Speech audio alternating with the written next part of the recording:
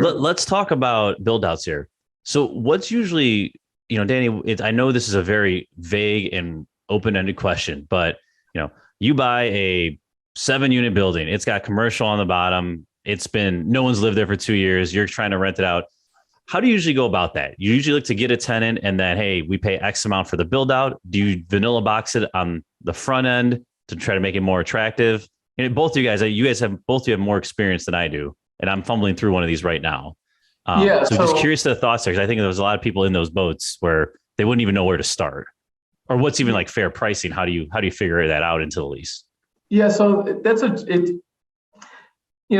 somewhat of a market driven or specific location driven question or answer sometimes, because if you have a space on a heavily trafficked corridor where there's normally retail, usually you can just put a sign up and wait for that tenant to come around, because the one thing you don't want to do is spend any money. If someone comes in and says, oh, I need to do this differently, and you just wasted 10, 20 grand on doing certain things. However, on the flip side, I've been a part of some properties that are just complete wrecks, that a lot of tenants don't have the vision of what a space could look like.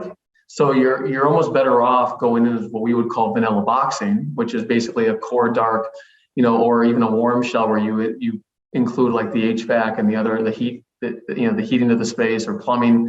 But sometimes you want to go as basic as possible, because every tenant has different needs, right? You don't know if you may land a simple tenant for a clothing store. What do they need? A bathroom? Do you need a small, hot water tank and a bathroom, and maybe you paint in a couple of new drywalls, right? But what if you get an elaborate, dentist, right? I've been a part of some dentists. That build out is very detailed, very high end, very expensive, and that goes into your last question, if they can afford it. But sometimes the tenants can pay for it themselves.